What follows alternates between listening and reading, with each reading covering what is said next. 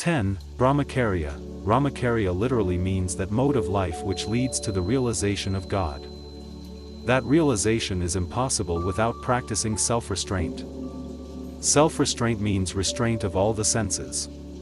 But ordinarily Brahmacharya is understood to mean control over the sexual organs and prevention of seminal discharge through complete control over the sexual instinct and the sexual organs. This becomes natural for the man who exercises self-restraint all round. It is only when observance of Brahmacharya becomes natural to one that he or she derives the greatest benefit from it. Such a person should be free from anger and kindred passion. The so-called Brahmacharis, that one generally comes across, behave as if their one occupation in life was the display of bad temper. One notices that these people disregard the ordinary rules of Brahmacharya and merely aim at and expect to prevent seminal discharges. They fail to achieve their object. Some of them become almost insane while others betray a sickly appearance.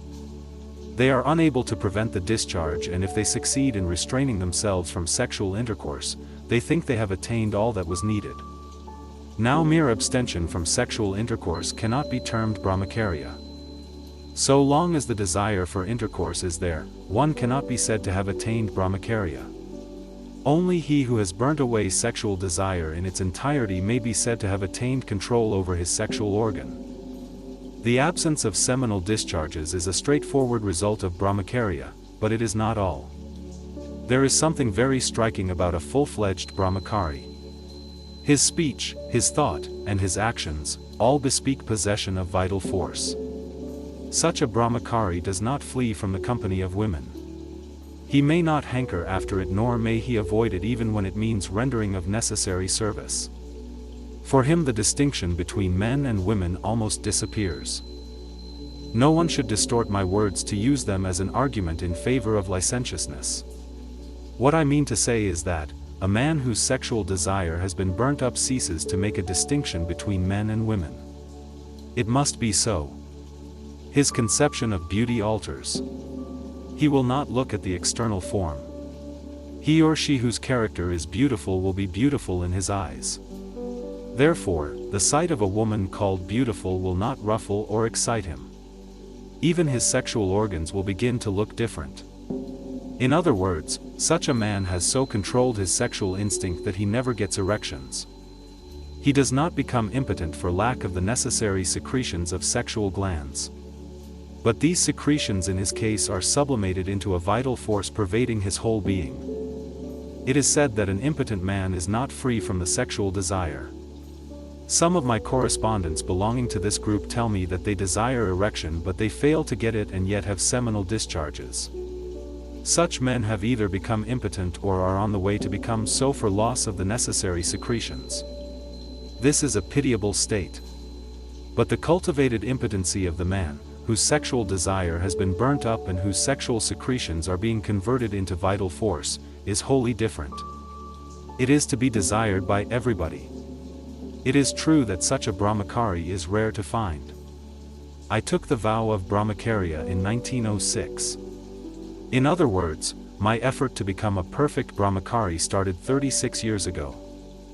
I cannot say I have attained the full Brahmacharya of my definition, but in my opinion I have made substantial progress towards it. If God wills it, I might attain even perfection in this life. Anyway, there is no relaxation of effort nor is there any despondence in me.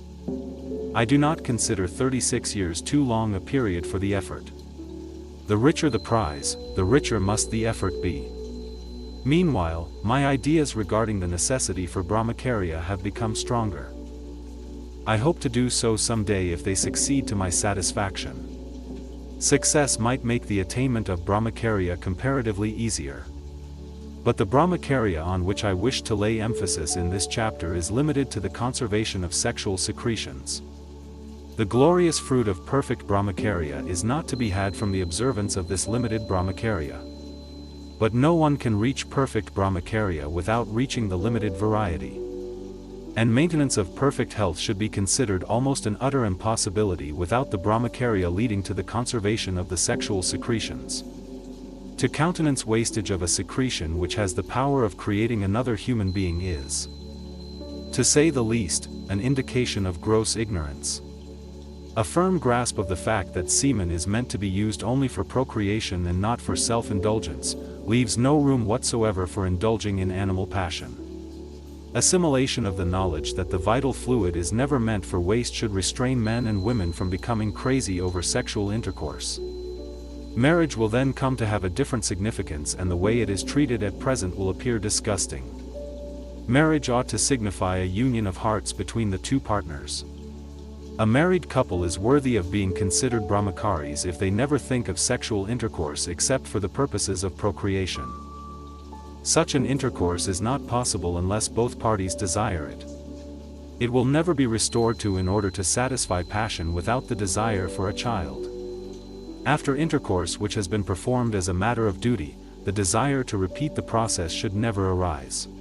What I am saying may not be taken as copybook wisdom. The reader should know that I am writing this after a long personal experience. I know that what I am writing is contrary to the common practice. But in order to make progress, we have often to go beyond the limits of common experience. Great discoveries have been possible only as a result of challenging the common experience or commonly held beliefs. The invention of the simple matchstick was a challenge to the common experience, and the discovery of electricity confounded all preconceived notions. What is true of physical things is equally true of things spiritual. In the early days there was no such thing as marriage. Men and women, as in the case of animals, mated promiscuously. Self-restraint was unknown. Some advanced men went beyond the rut of common practice and discovered the law of self-restraint. It is our duty to investigate the hidden possibilities of the law of self-restraint. Therefore, when I say it the duty of every man and woman to take the marital relations to the state indicated by me, it is not to be dismissed as utterly impracticable. If human life is molded as it ought to be, conservation of vital fluid can become a natural thing for everyone. The sexual glands are all the time secreting the semen. This secretion should be utilized for enhancing one's mental, physical, and spiritual energy. He who would learn to utilize it thus will find that he requires very little food to keep his body in a fit condition. And yet he will be as capable as any of undertaking physical labor. Mental exertion will not tire him easily, nor will he show the ordinary signs of old age. Just as a ripe fruit or an old leaf falls off naturally, so will such a Brahmachari when his time comes pass away with all his faculties intact. Although with the passage of time the effects of the natural wear and tear must be manifest in his body, his intellect, instead of showing signs of decay, should show progressive clarity. If all this is correct, the real key to health lies in the conservation of vital energy. I gave here the rules for the conservation of vital force, as I know them. 1. Sexual desire has its root in one's thought. Therefore, complete control over thought is necessary. The way to achieve it is this. Never let your mind remain idle. Keep it filled with good and useful ideas. In other words, keep thinking of whatever duty you have on hand. There need be no worry about it, but think out how you can become an expert in your department and then put your thoughts into action. There should be no waste of thought. Japa, repetition of God's name, is a great support when idle thoughts haunt you. Contemplate God in the form you have pictured him unless you know him as formless. While japa is going on, no other thought should be allowed to enter one's mind. This is the ideal state. But if one cannot reach it and all sorts of uninvited thoughts invade one's mind, one should not become disheartened. Namajapa should be continued faithfully and in the confidence that ultimate victory is bound to follow too. As with our thoughts, so with our reading and talking. These should be healthy and clean. Erotic literature should be avoided. Idle, indecent talk leads to indecent action. It is obvious that one who does not wish to feed his animal passions will avoid occupations which tend to include them. 3. Like the mind, the body must also be kept well and usefully occupied, so that the fatigue of the day may lead to refreshing dreamless sleep. As far as possible, work should be in the open. Those who for some reason or the other cannot undertake physical labor should make it a point to take regular exercise. In my opinion, a brisk walk in the open is the best form of exercise. During the walk the mouth should be closed and breathing should be done through the nose. Sitting or walking, the body must be held erect. To sit or stand otherwise is a sign of laziness, and laziness is the enemy of self-restraint. Yogic exercises asanas are also useful. This much I can say from my personal experience, that one who keeps his hands and feet, eyes and ears healthily occupied does not have much difficulty in controlling the animal appetite. Everyone can test this for himself. For, a Sanskrit text says that a man becomes what he eats. A glutton who exercises no restraint in eating is a salve to his animal passions. One who has not been able to control his palate will never be able to control the other senses. If this is true, it is clear that one should take just enough food for the requirements of the body and no more. The diet should be healthy and well balanced. The body was never meant to be treated as a refuse bin holding the foods that the palate demands. Food is meant to sustain the body. His body has been given to man as a means of self-realization. Self-realization means realization of God. A person who has made this realization the object of his or her life will never become a salve to the animal passion. 5. Man should look upon every woman as his mother, sister, or daughter. No one ever entertains impure thoughts with regard to his mother, sister, or daughter. Similarly, woman should look upon every man as her father, brother, or son. I have given more hints than these in my other writings, but they are all contained in the 5 given above. Anyone who observes them should find it easy to overcome what has been called the greatest of all passions. A person who has a real desire for Brahmacharya will not give up the effort because he or she regards the observance of these rules as impossible, or at least within the reach of 1 in a million. The effort is a joy in itself. To put it in another way, the joy of possessing perfect health is not to be compared with any other, and perfect health is unattainable by slaves. Slavery of one's animality is perhaps the worst of all. A few words about contraceptives will not be out of place here. The practice of preventing progeny, by means of artificial methods, is not a new thing.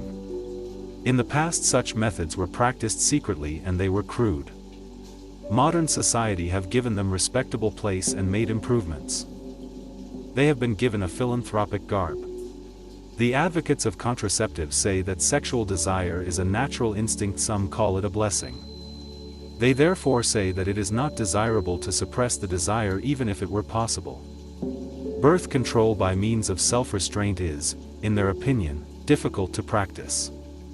If a substitute for self-restraint is not prescribed, the health of innumerable women is bound to suffer through frequent pregnancies. They add that if births are not regulated, overpopulation will ensue, individual families will be pauperized and their children will be ill-fed, ill-clothed and ill-educated. Therefore, they argue, it is the duty of scientists to devise harmless and effective methods of birth control. This argument has failed to convince me. The use of contraceptives is likely to produce evils of which we have no conception. But the worst danger is that the use of contraceptives bids fair to kill the desire for self-restraint. In my opinion, it is too heavy a price to pay for any possible immediate gain. But this is not the place to argue my point. Those who would like to pursue this subject further should procure the booklet called Self-Restraint v. Self-Indulgence. Read and digest what I have said therein and then do as their heads and hearts may dictate. Those who have not the desire or the leisure to read the booklet will, if they follow my advice, avoid contraceptives as poison. They should try their best to exercise self-restraint. They should take up such activities as would keep their bodies and minds fully occupied and give a suitable outlet to their energy. It is necessary to have some healthy recreation when one is tired by physical labor. There should not be a single moment of idleness for the devil to creep in. In this way, true conjugal love will be established and directed into healthy channels. Both the partners will make a progressive rise in their moral height. The joy of true renunciation, once they come to know it, will prevent them from turning to animal enjoyment. Self-deception is the greatest stumbling block. Instead of controlling the mind, the fountain of all desire, men and women involve themselves in the vain endeavor to avoid the physical act. If there is a determination to control the thought and the action, victory is sure to follow. Man must understand that woman is his companion and helpmate in life and not a means of satisfying his carnal desire. There must be a clear perception that the purpose of human creation was wholly different from that of the satisfaction of the animal wants.